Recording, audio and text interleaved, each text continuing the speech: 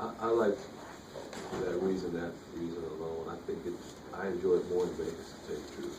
I think there's more atmosphere, more tournament-like atmosphere around the tournament in Vegas. Is it, as a coach, I mean, you got good kids, but is it tougher to herd the cats in a place like MGM? I mean, it could be, but I mean, LA wasn't like that. Was in the middle of the desert itself, you know, where that was isolated. There was a lot going on there as well. That hasn't been an issue for us, put it that way. Yeah, things that made Vegas really that much better than LA was what? The atmosphere, the support, the fan support. There seems to be more interest centered around the tournament in Las Vegas. Do you hear that from your fans? You know, like you heard sort of like no. Sort of what they liked about it? I haven't really heard. No, I haven't really heard. But when you look at the turnout in Los Angeles versus last year in Las Vegas, and there was considerable number of fans that were added from this term. Did you go down with some apprehension of just sort of what will this thing be like? Obviously, there was change, so you weren't sure what to expect. But I was pleasantly pleased with how it turned out. It was at Staples all those years, so you were a proponent of moving it around. Is Vegas a happy compromise that way, or? It could be. I don't know if anyone. Arizona and Utah are the closest. They have the easiest drive or flight, whatever way you want to put it. But I think I don't have a problem with it being there. After 1 year, we'll see how it goes. Any ways that it could be improved? Just that in terms of the people coming to the games and the marketing of it, I think that's been fine. There's some areas where we talk about in our own conference meetings about what could be improved internally, and we'll see if those have been addressed when we get there this year.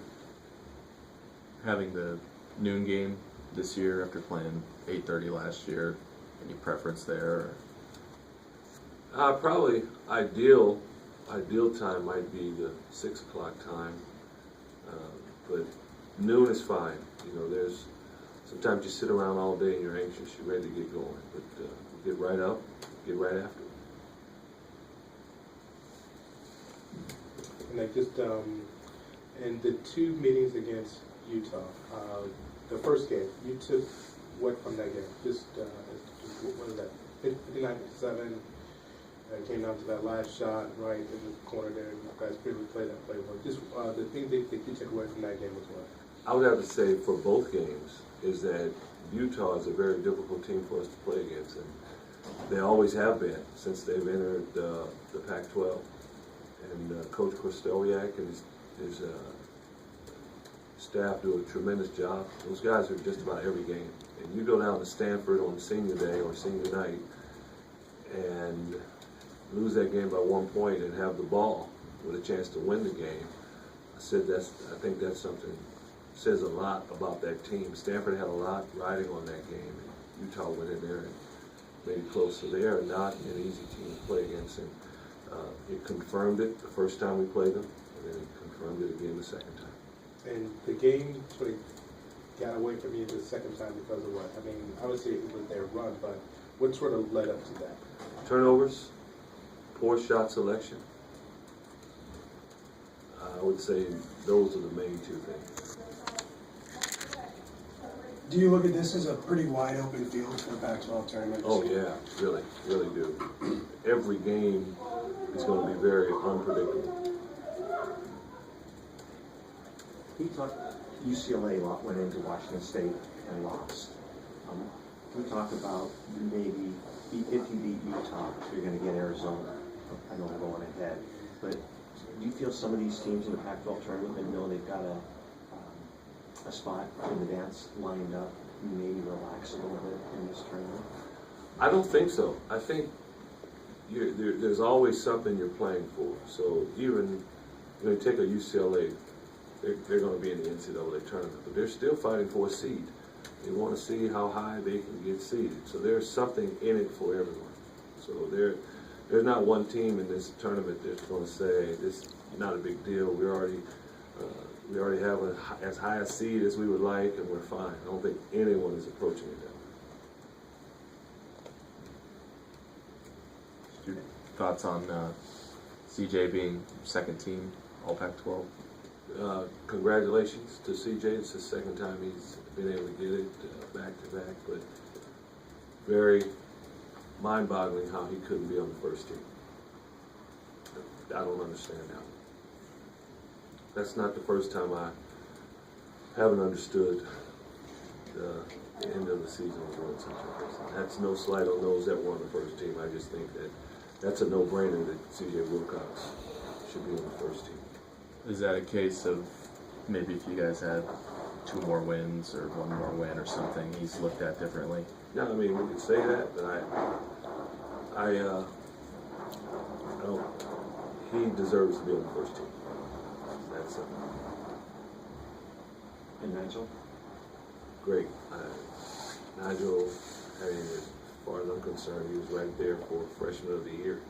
He didn't get it, but he had to be right there because he's had a really good season. A year ago, is this, take a look at what you got at Nigel, is this pretty much what you expected out of Nigel? Yes. Yeah. We knew he'd come in and be a leader and not be intimidated. And he would do a whole lot of things to help us be a better basketball team. He's done a nice job. Anything he does that surprises you that you didn't know you were going to get? No. That's why we recruited him, to do what he did this year, what he's doing. What does it take for you guys to go down there and win for it and take the tournament? Very little margin for error. We have to come out starting Wednesday with just a great focus. A great focus and a great togetherness. And if we can do those things, I think other things will take care of themselves. But we can't talk about how many points we have to score, how many we have to out-rebound this team. We have to play with focus and with a together attitude, and we'll be okay. With Harris coming off the bench, is that something that's still having its desired effect, or is it run its course, or is it still effective? So far, I think it's been fine. I think he's played well. I think we lost to UCLA, but I think we've played well as a result. Would it matter which one of those guys started, really? No.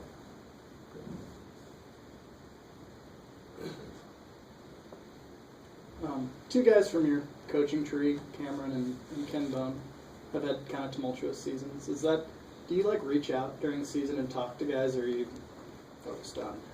No, we talk from time to time, here and there. But I think we all kind of have take the position. We're all in our seasons, and we'll encourage each other from time to time. Mm-hmm. But no one, I don't think they want to come in and try to tell us how to run our season. We're not trying to tell them how to run their program at that point. But we support each other. I know Isaiah's shot at the buzzer's got to be probably your best Pac-12 moment, but can you list some other things that you really remember stick out of the Pac-12 tournament? Salim Stoudemire going crazy in the Pac-12 tournament, 37 points, whatever it was, and playing against Washington State, Klay Thompson scoring 43, and both games we were able to win, but also us winning it for the first time, 2005, and Nate Robinson hit some big shots down the stretch. I remember that, how we felt that time. The year that Isaiah hit the shot, that was great. But then the year before, when we won it, I think we had beaten Cal. Cal may have won the league that year, and we came back and won the tournament. That was a lot of fun also. Was it Quincy's shot? Well, Quincy shot against Marquette, but in the Pac-12 tournament, in the Pac-12 tournament, we just went out. I thought our guys played well and were able to win the tournament. Those are the things that probably stand out the most to me. Yeah, things that make Utah a difficult matchup or what? You know, They really guard you. And we talk about our shot selection. They seem to do a pretty good job of taking care of the basketball and getting a good shot at the basket. That's why they shoot such a high percentage from the field. and with Wright, he's did what? I'm sorry, right. With Wright, it's the things that make him so good at work. You're never safe with the basketball with him around. He has such quick hands, good length, such anticipation. He just gets his hand on a lot of balls. And then offensively, he doesn't shoot a lot outside, but yet he shoots a high field goal percentage. He's constantly putting the pressure on you. He's as valuable to his team, as valuable as anybody in this league, to me. He kind of does it all. This is really where March Madness begins, the conference tournaments, and leading up to the NCAA tournament. How much do you love this time of year? No, it's the best. The best. You just find yourself glued to the television, glued to scores. Who won this? Wow, they upset them. They didn't get that done. It's just a lot of fun every year. Everyone looks forward to this time of year. You work all this time from September, October to get to this point. Are teams are who they are at this point in time, or is there still room for growth? I think most of the time teams are who they are. I think teams can get hot in a tournament. You see it all the time. Teams not expected to win it, and they get hot for 4 days, for 3 days, and play at a high level. That's always fun to see. But most teams are who they are. Do you have a feel for what your chances or what opportunities might be there for the NIT, depending on how things work out? No, I don't know at this